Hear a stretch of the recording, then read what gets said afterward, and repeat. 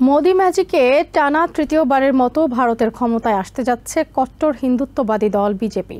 শনিবার ৭ দফার নির্বাচন শেষে বুথ ফেরত জরিপ বলছে ক্ষমতাসীন জোট এনডিএ ৩৫০র বেশি আসন পেতে যাচ্ছে, যেখানে কংগ্রেস সহ বিরোধী ইন্ডিয়া জোট পেতে পারে সর্বোচ্চ ১৫০র মতো আসন। বিবিসির বিশ্লেষণ বলছে, বিশ্বের বৃহত্তম গণতান্ত্রিক দেশটির সংবিধানে ধর্মনিরপেক্ষতার কথা বলা হলেও মোদি মূলত মুসলিম বিদ্বেষী অবস্থান নিয়ে ভোটারদের মন জয় করেছেন।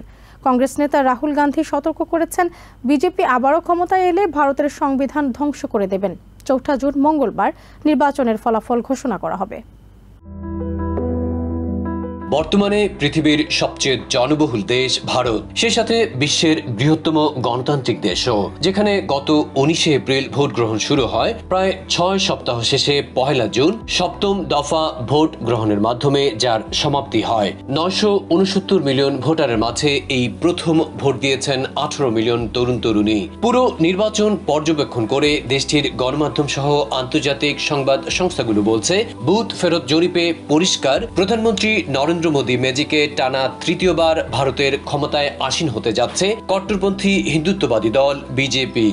आपको ये तय करना है कि भारत में প্রতিটি জরিপ বলছে ২০১৯ সালের লোকসভা নির্বাচনের চেয়েও এবার ভালো ফল করতে যাচ্ছে ক্ষমতাসীনরা। কমপক্ষে ৭টি বুথ ফেরত জরিপে উঠে এসেছে বিজেপি নেতৃত্বাধীন এনডিএ জোট লোকসভার ৫৪৩ আসনের মধ্যে ৩৫০ থেকে ৩৮০টি আসন পেতে পারে, যেখানে কংগ্রেস সহ বিরোধী ইন্ডিয়া জোট পেতে পারে ১২০ থেকে সর্বোচ্চ ১৫০র মতো আসন।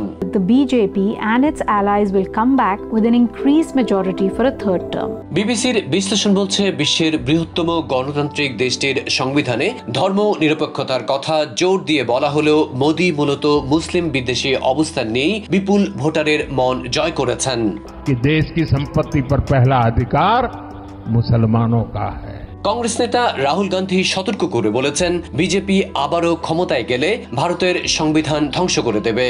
আসছে ৪ জুন মঙ্গলবার দেশটিতে নির্বাচনী ফলাফল ঘোষণা করা হবে। कॉन्स्टिट्यूशन को, संविधान को रद्द करने जा रहे हैं। বুথ ফেরত জরিপ সঠিক হলে ব্যাপারটি এমন হয়ে দাঁড়াবে, ব্যাপক অসমতা, রেকর্ড বেকারত্ব, ক্রমবর্ধমান মূল্যস্ফীতির মতো বিষয়গুলো মোদির দল বিজেপির ভোট কমাতে পারেনি, বরং তা আরো বেড়েছে। It is very clear that Modi is coming to power for the third time with over 400 seats. স্বাধীন ভারতে এর আগে আর কোনো প্রধানমন্ত্রী টানা ৩বার আসন সংখ্যা বাড়িয়ে লোকসভা নির্বাচন জিততে পারেনি। ফলে মোদির জন্য এই জয় এক বিরল ইতিহাসেরও জন্ম দিতে যাচ্ছে। তাছাড়া বাস্তবেই দেশে বিদেশে এক শক্তিমান নেতার ভূমিকায় অবতীর্ণ হয়েছেন প্রধানমন্ত্রী নরেন্দ্র মোদি, যার জনপ্রিয়তার উপর ভর করে বিপুল সংখ্যাগরিষ্ঠতা নিয়ে আবারও ক্ষমতায় বসতে যাচ্ছে BJP. Narendra Damodar Das Modi, Adib Mohammad, TVN24 news desk.